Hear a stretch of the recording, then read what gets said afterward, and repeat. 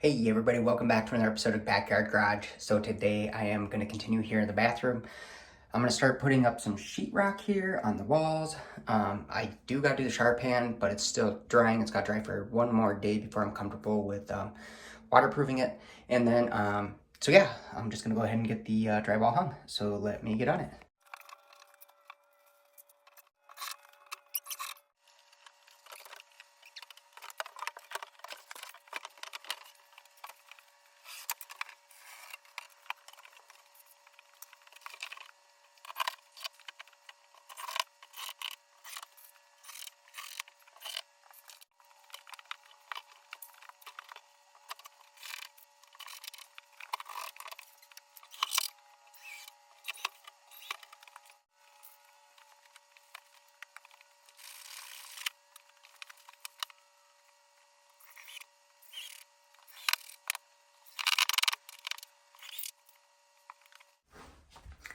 Alrighty, so I got the drywall up and good to go. The next thing I gotta start doing is mudding and taping.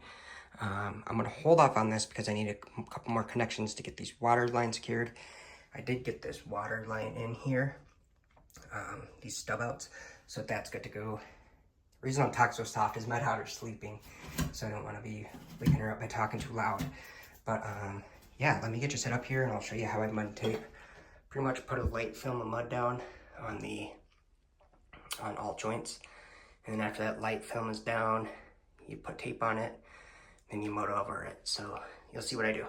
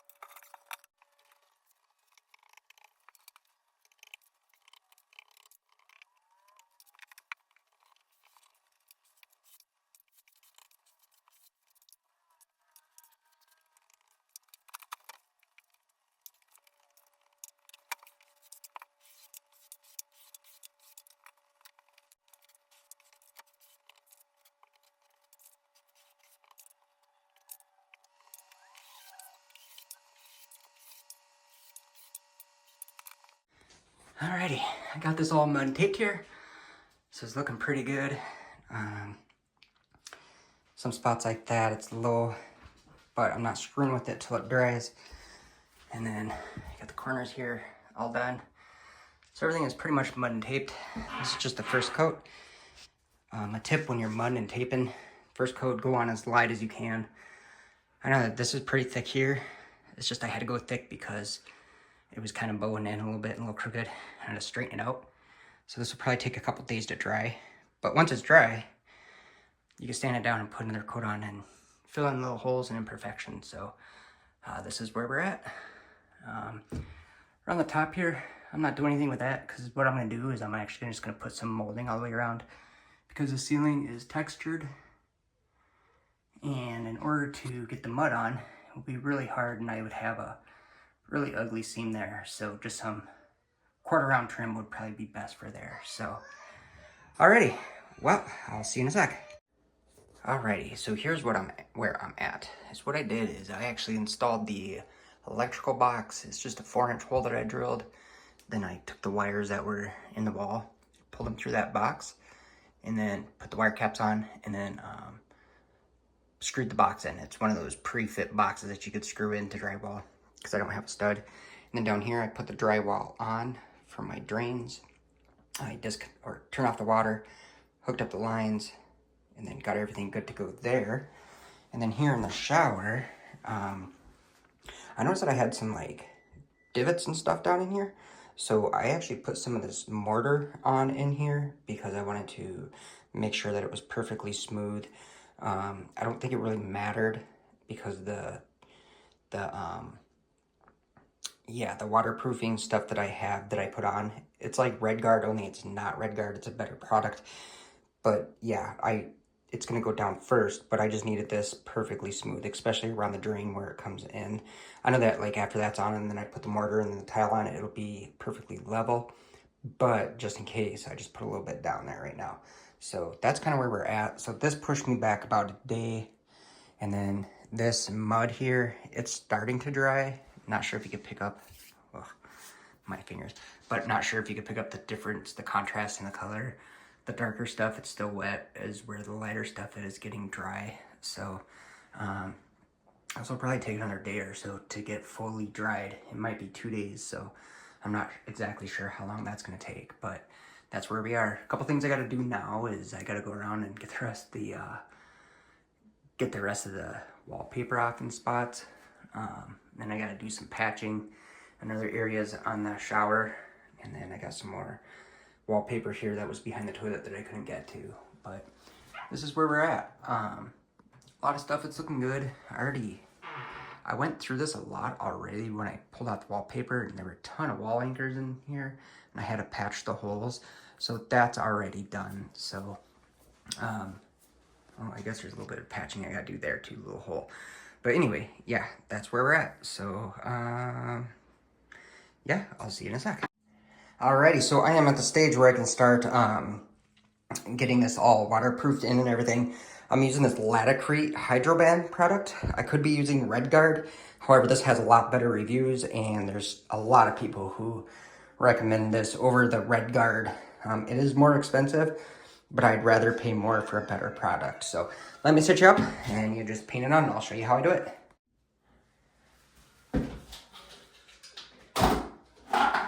So with this is very thick, but is what you want to do is you want to get it in the corners and seal all the joints and stuff first. So I'm gonna go ahead and get that going. This off.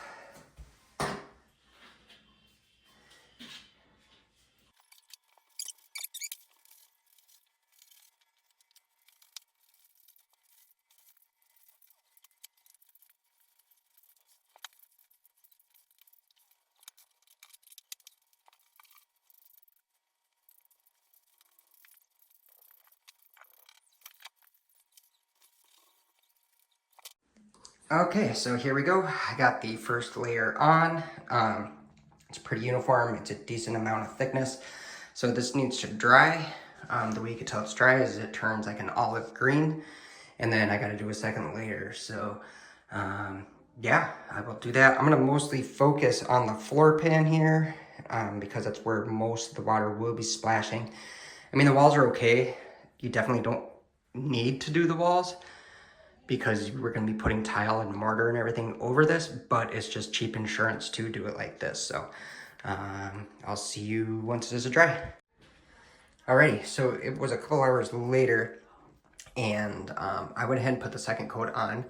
So when I say that this turns like an olive green, I should probably recorded it, but there you go. It's going to go like that green versus like a dark green.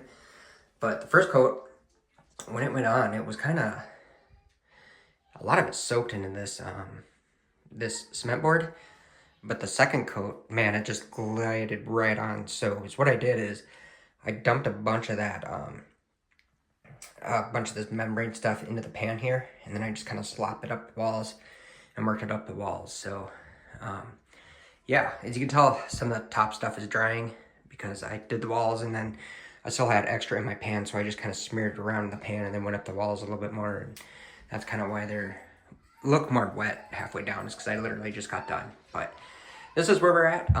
Stay tuned, and I'll get some more action. I'm gonna go ahead and get this filled up after this is dry with water, and then we'll do a 48-hour water test. Okay, so it is the next day, and the Hydroban is fully cured.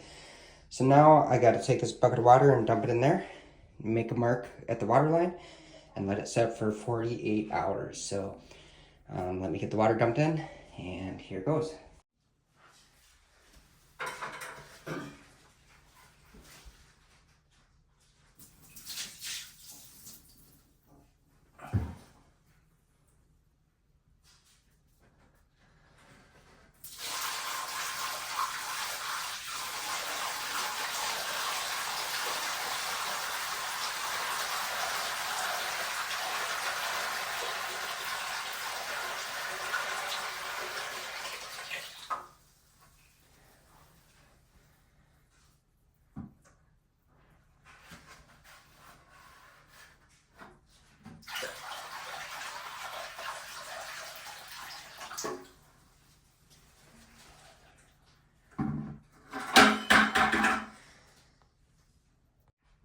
Okay, I have the water in there. I'm not sure why it turned white like that. Everything was dry, so it's the olive green texture. It sat for 24 hours.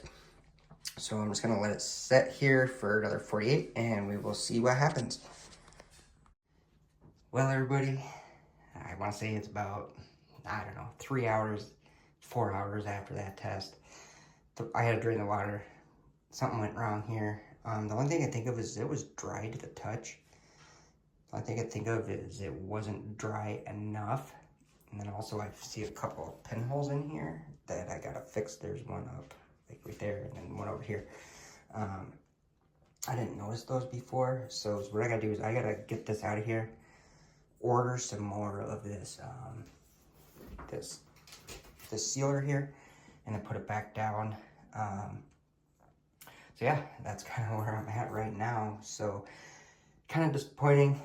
But you know what, you live and you learn, and if I never tried it, I would have never got this far. So, but anyway, I'm gonna go ahead and try to wipe this out, the stuff that's wet, because I don't know if it will dry or if the water ruined it or what happened. But I'm just gonna go ahead and wipe it out, and then I'm gonna start again. So, stay tuned. Alrighty, so it is actually a couple of days later since you saw me messing this up, and I have learned that what's wrong was I had this on too thick. Even though it says to wait 2 hours for a full cure, that's not always the case. You have to wait till it is 100% dry. So it was a little bit wet, and what happened is it skimmed over. It was dry to the touch, but the bottom wasn't dry. So I have to redo this layer here. So I drained everything out. I wiped it out. Took paper towels, got it all nice and clean, and then what I did is I put a fan on here for a couple days. It's completely dry. Now I'm going to go back and re-put this back on, and instead of doing thick coats, I'm actually going to do a few lighter coats and let them dry for a little bit of time in between. So let me get started.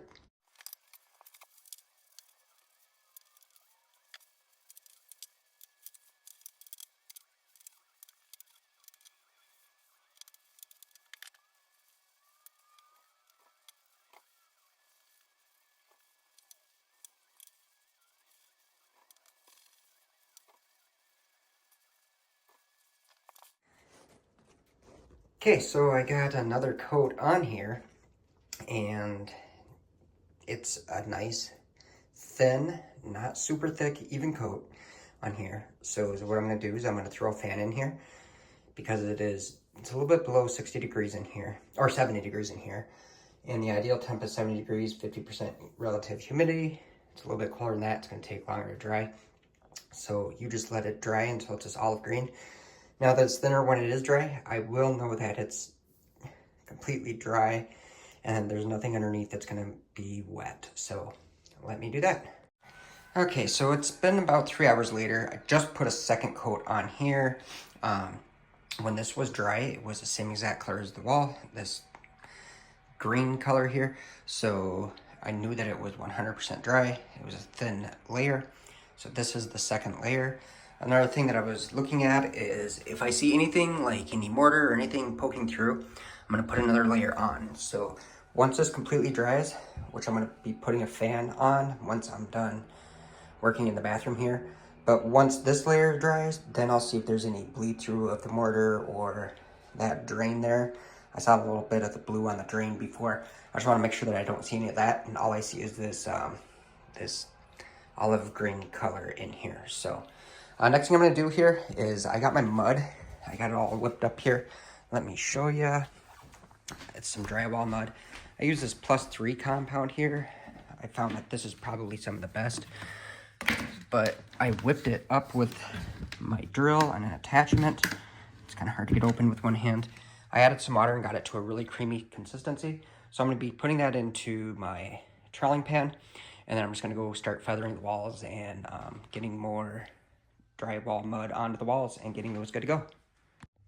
So with the drywall mud, when I talk about it's a creamy consistency, it's kind of gelatinous. It's a little bit thicker than peanut butter. Well, maybe about peanut butter, but it's about that consistency. It's not super thick because when you open these buckets, it's pretty thick. So you do gotta dilute them down a little bit. So Here, let me just get a little scoop here. So it's, you know, it holds, but it's very loose and creamy. So that's the consistency we're looking for.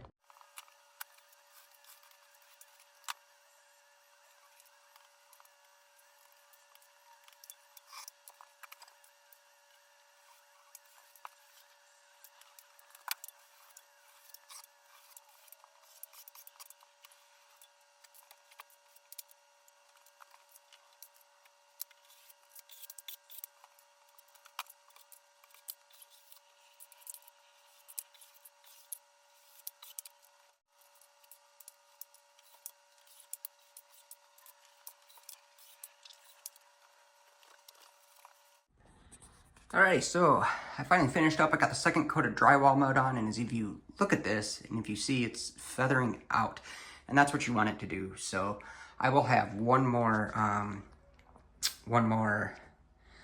layer to go here, and then that final layer is what that's going to do. Is it's just going to pretty much go through and just final touch all the imperfections. So one point of advice that I can give, if you're drywalling, I've done a lot of drywall, and it kind of sucks. The actual putting the mud on doesn't suck. What sucks is when you put too much on and you have to sand it off. So with this mud here, less is more. So do light coats, and if you think that more is going to be better, seriously try it out. But I warned you, because sanding it sucks, and it's so hard. It doesn't matter. The labels will say easy to sand. Yeah, my butt, it is not easy to sand at all. But there we go. This is what this is looking like. Yep, you'll see globs and stuff on the corner. Not a big deal. Once those are dry, they'll literally chip off and it'll leave a perfect corner. And then over here, I had some patching to do and some other stuff. So once this is fully cured and dried, and I do my water test, then I'm gonna jump over here and I'll finish doing the drywall up here and getting this finished up. But so far, so good. Pretty much the bathroom is ready to go with the drywall, except for I gotta finish this up, do one more coat of this, and then after that, we will be focusing on painting. So yeah. Alrighty, so here we go. This is round 2 on the water test. It looks like it's discolored because I just wiped it out. I was sanding the drywall above, so it kind of dripped in. So that's why it kind of looks a little bit wet and different colors. It's because I just literally wiped it out. So some of it is wet, but it's not. It's been drying for a couple of days now. So let me get the water and I'm gonna start dumping her in. Okay, here we go.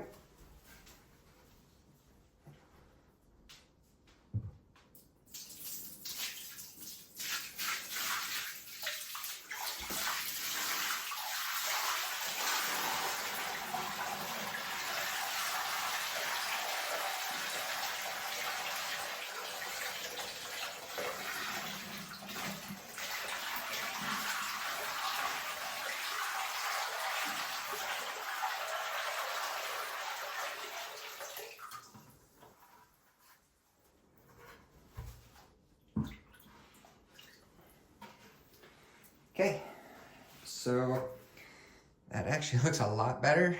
I know it's kind of white, but that's okay. When it does get wet, it does change colors a little bit. So I'm just gonna go ahead and let it start setting, and then we'll check for leaks in a couple hours. So I'm actually here in my crawl space, and I thought I'd show you how I plumbed everything in underneath the drain and everything. So I had this 3-inch, let me zoom out. I had this 3-inch sewer pipe that goes to my septic system, and then it ties in and it drops down and goes in.